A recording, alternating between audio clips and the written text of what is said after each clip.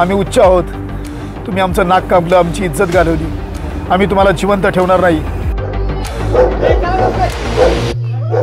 त्यांना फक्त त्यांची इज्जत, त्यांचा मानमरातब आणि त्यांचं ते वेळोवेळी त्यांच्या मुलीला सुद्धा बोलायचे की आम्ही तुला मारून टाकणार। सामाजिक विषमता व वर्णभेदावरती भाष्य करणारा सैराट चित्रपट आपण सर्वांनीच पाहिला। सैराट चित्रपटाची पटकथा व सैराट चित्रपटातील गाणी प्रत्येकाला भावली। असं असलं तरी सैराट चित्रपटाच्या शेवटाने मात्र प्रत्येकाच्या काळजावरती घात केला। सैराट चित्रपटाची आठवण काढण्याचं कारण म्हणजे अशीच एक घटना पुणे जिल्ह्याच्या खेड तालुक्यातील खरपुडी या गावात नुकतीच घडली आहे। खरपुडी या गावातील विश्वनाथ गोसावी या तरुणाचं याच गावातील प्राजक्ता काशीद या तरुणीवरती प्रेम जडलं। याच प्रेम संबंधातून विश्वनाथ गोसावी व प्राजक्ता काशीद यांनी दिनांक 5 मार्च 2024 रोजी आळंदी येथे वैदिक पद्धतीने लग्न केलं। या लग्नाला मात्र प्राजक्ता काशीद यांच्या घरच्यांचा व नातेवाईकांचा विरोध होता। लग्न झाल्यानंतर विश्वनाथ गोसावी व प्राजक्ता यांनी आपला सुखी संसार सुरू केला। असं असलं तरी एका भटकंमुक्त समाजातील मुलांनी आपल्या मुलीसोबत लग्न केल्याचा राग मनात धरून, अपमानाची भावना मनात धरून प्राजक्ता काशीद यांच्या माहेरच्या लोकांनी विश्वनाथ गोसावी व प्राजक्ता यांना गेले वर्षभरात वारंवार त्रास देण्याचा प्रयत्न केला। या त्रासातून विश्वनाथ आणि प्राजक्ताने खेड पोलिसांमध्ये तक्रारी दिल्या। या तक्रारीच्या अनुषंगाने खेड पोलिसांनीही प्राजक्ता काशीद यांच्या माहेरच्यांना समज देऊन असे प्रकार पुन्हा घडू नयेत याची ताकीद दिली। हे सगळं होत असतानाच कुठेतरी समाजामध्ये आपला अपमान झालाय। एका भटक्या विमुक्त समाजातील मुलाने आपल्या मुलीसंग लग्न केले। हा राग मनात धरून प्राजक्ता काशीद यांच्या कुटुंबियांनी काल दिनांक 3 मार्च 2025 रोजी पुन्हा एकदा विश्वनाथ गोसावी आणि प्राजक्ता काशीद यांना धडा शिकवण्यासाठी थेट खरपुडी येथील विश्वनाथ गोसावी यांचं घर गाठलं। विश्वनाथ गोसावी यांच्या खरपुडीतील राहत्या घराच्या वरच्या मजल्यावरती प्राजक्ता ही काम करत होती। त्याच ठिकाणी प्राजक्ता काशीद यांच्या माहेरची लोक म्हणजे त्यात प्राजक्ताची आई, प्राजक्ताचा सख्खा भाऊ, प्राजक्ताचा चुलत भाऊ आले। त्यांनी प्राजक्ताला मारहाण करण्यास सुरुवात केली। प्राजक्ताचा आरडाओरडा ऐकून घराच्या मागेच काम करत असणारे विश्वनाथ गोसावी त्या ठिकाणी दाखल झाले। मात्र प्राजक्ताच्या घरच्यांसोबत आलेल्या इतर तरुणांनी विश्वनाथ गोसावी यांना घराच्या बाहेरच पकडलं, त्यांनाही बेदम मारहाण केली। प्राजक्ताच्या आईने आणि प्राजक्ताच्या भावाने प्राजक्ताला मारहाण करत वरच्या मजल्यावरून अक्षरशः ओढत खाली आणलं। नंतर प्राजक्तासमोर विश्वनाथलाही मारहाण करण्यात आली आणि विश्वनाथ समोर प्राजक्तालाही मारहाण झाली। बेदम मारहाण केल्यानंतर प्राजक्ताच्या घरच्यांनी प्राजक्ताला त्यांच्या वाहनात बसून ते तिथून निघून गेले। खरं तर ही जी संपूर्ण घटना होती, ही घटना अनुभवणारा विश्वनाथ गोसावी या घटनेबाबत काय सांगतोय ते आपण पाहूयात। मी विश्वनाथ बबन गोसावी व माझी पत्नी प्राजक्ता विश्वनाथ गोसावी आम्ही दोघांनी 5 ऑगस्ट 2024 रोजी प्रेमविवाह केला होता। आमच्या प्रेमविवाहास त्यांच्या घरच्यांचा संपूर्ण कुटुंबियांचा व नातलगांचा विरोध होता।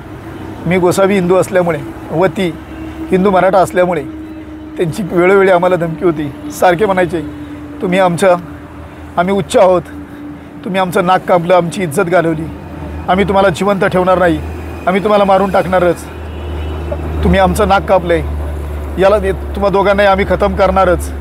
अशा पद्धतीने त्यांनी वेळोवेळी आम्हाला एकटं गाठून कुठं प्रवास करताना घरी अशा वेळोवेळी आमच्यावरती अटॅक करण्याचा प्रयत्न केला। ज्या ज्या वेळेला या सगळ्या घटना घडत होत्या त्या वेळेला आम्ही खेड पोलीस स्टेशनला त्या संदर्भामध्ये माहिती दिली।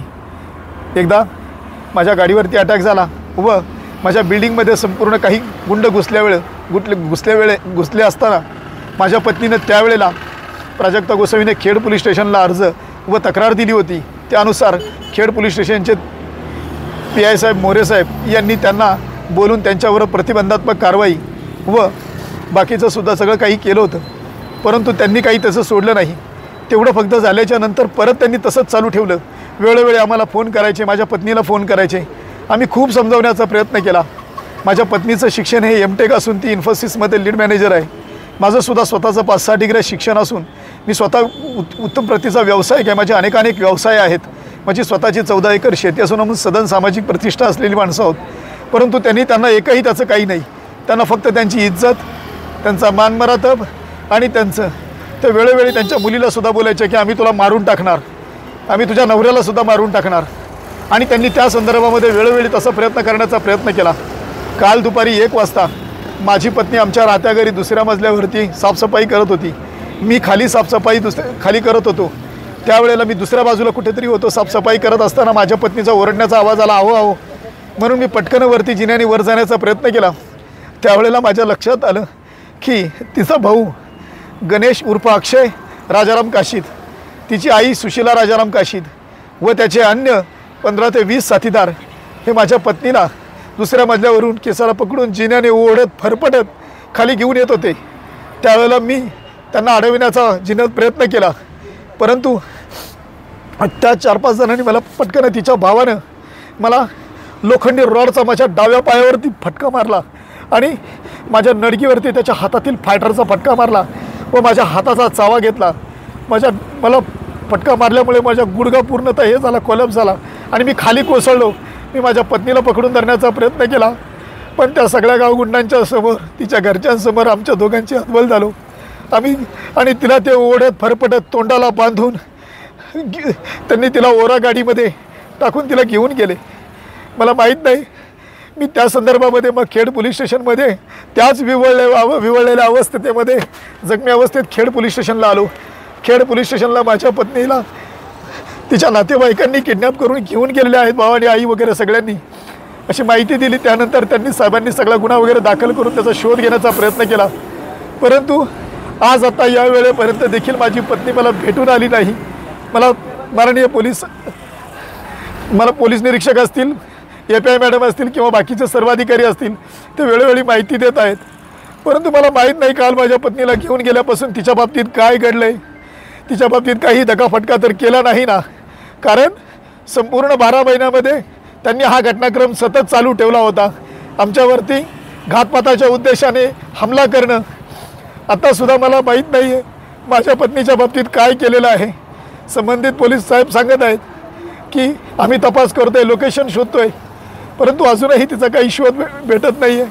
मी आपल्या माध्यमातून आपल्या सर्वांना आणि माननीय पोलीस साहेब, गृहमंत्री महाराष्ट्र राज्य व संपूर्ण पोलीस यंत्रणा एकच आपल्या माध्यमातून विनंती करतो की माझ्या पत्नीचा व माझा प्रेमविवाहाच्या माध्यमातून त्यांना केवळ घरच्यांना पटत नसल्यामुळे आज ते आमच्या जीवितावर उठलेले आहेत व आम्हाला शिवे मारण्याचा प्रयत्न करत आहेत.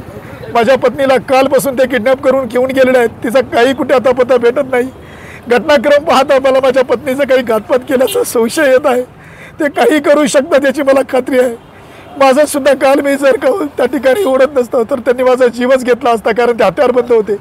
म्हणून मी आपल्या सर्व प्रसारमाध्यमाच्या माध्यमातून एकच विनंती करतो की आपण मला न्याय द्यावा व माझ्या पत्नीला लवकरात लवकर शोधून सुखरूपपणे माझ्या हवाली करण्यात यावं.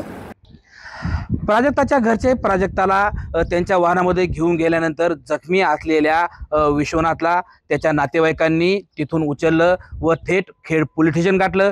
झालेला सर्व प्रकार विश्वनाथ याने पोलिसांच्या निदर्शनास आणून दिला. पोलिसांनी त्यानंतर विश्वनाथ याला उपचारासाठी खेड येथील ग्रामीण रुग्णालयात पाठवलं. खेड येथील ग्रामीण रुग्णालयात गेल्यानंतर विश्वनाथवरती प्राथमिक उपचार करण्यात आले. त्यात विश्वनाथ याचा डावा पाय फ्रॅक्चर झाल्याचं निष्पन्न झालं. त्यानंतर विश्वनाथला पुढील उपचारासाठी यशवंतराव चव्हाण स्मृती रुग्णालय पिंपरी चिंचवड येथे पाठवण्यात आलं. खरं तर विश्वनाथ गोसावी यांच्या तक्रारीवरून खेड पोलिसांमध्ये प्राजक्ताची आई, प्राजक्ताचा भाऊ, प्राजक्ताचा चुलत भाऊ व इतर 15 जणांवरती अपहरण व मारहाणीचा गुन्हा दाखल करण्यात आला असून खेड पोलीस पुढील तपास करत आहेत. 3/8/2025 रोजी खरपुडीचे जे विश्वनाथ गोसावी आहेत यांची एक तक्रार प्राप्त झाली होती. 5 ऑगस्ट 2024 मध्ये त्यांचं एका 28 वर्षीय युवतीसोबत लग्न झालं होतं. त्यांचे प्रेमसंबंध असून त्यांचा आंतरजातीय विवाह असल्यामुळे मुलीच्या घरच्यांचा त्या लग्नासाठी विरोध होता. त्यामुळे 1 वर्षभर त्यांच्यामध्ये बरेच वाद होते आणि त्या वादामधूनच त्या मुलीची आई, तिचा सक्का भाऊ आणि तिचा चुलत भाऊ एक 10 ते 15 अनोळखी इसमांसोबत काल फिर्यादीच्या घरी पोहोचले दुपारी 1:15च्या सुमारास आणि त्यांनी त्या मुलीला तिथून जबरदस्ती अपहरण करून स्वतःसोबत घेऊन गेले आहेत. तर ही बातमी मिळताच आणि फिर्यादीला मारहाण झालेली आहे. सदर बातमी मिळताच, तक्रार मिळताच आपण गुन्हा दाखल केलेला आहे. त्यानंतर आपल्या 5 टीम तात्काळ घटनास्थळी रवाना झाल्या आहेत. यातले जे काही तांत्रिक पद्धतीचा तपास चालू आहे, यातले बरेच त्या गोष्टीचे व्हिडिओ व्हायरल झाले होते, त्याच्यामध्ये बरेच मुलांचा आपण शोध लावला आहे. त्यांच्याकडे आपला तपास चालू आहे आणि लवकरात लवकर मुलगी सुखरूप तिच्या घरी पोहोचेल. विश्वनाथ गोसावी यांनी माझ्या पत्नीचा घातपात झाल्याचा संशय व्यक्त केलाय. मुलगी सुरक्षित आहे. आतापर्यंतच्या तपासामध्ये कुठलीही घातपाताचा कुठलाही आपल्याकडे बातमी कुठली आलेली नाहीये. इनफॅक्ट मुलगी सुरक्षित आहे आणि लवकरात लवकर ती तिच्या घरी पोहोचेल. त्यांच्या लग्नाचा उद्या वाढदिवस आहे, तर सैराटचा हा त्याला काही जोड आहे का? कारण उद्यापर्यंत 5 ऑगस्ट 2024 त्यांचा विवाह झाला होता. बरोबर, 5 ऑगस्टला त्यांचा विवाह 2024ला झाला होता. उद्या त्यांच्या लग्नाची अॅनिव्हर्सरी आहे. परंतु आपण जसं म्हणताय की सैराट किंवा इतर काही ऑनर किलिंगचा जो प्रकार आहे, तर त्याबद्दल आता आपल्याकडे त्याबद्दलचं कुठलाही असा महत्त्वाचा काही पुरावा किंवा काही आपल्यापर्यंत आलेला नाहीये. परंतु नक्कीच मी म्हणेन की ऑनर किलिंगच्या आताच्या तपासामध्ये तसा काही रोष त्या पालकांचा मिळून येत नाहीये. मुलीच्या घरच्यांच्या विरोधात हा जातीसाठी होता, काय वेगळं कारण होतं?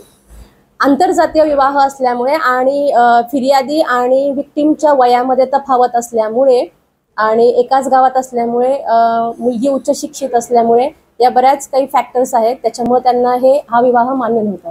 या संपूर्ण प्रकाराबाबत खेड पोलीस नक्की काय म्हणतायत ते आपण पाहूयात. खरं तर समाजातील वर्णभेद मिटावा यासाठी इतिहास काळापासून प्रयत्न सुरू आहेत. अगदी शासन सुद्धा आता आंतरजातीय विवाहांना प्रोत्साहन देण्यासाठी जिल्हा परिषदेच्या माध्यमातून अनुदान देत आहे.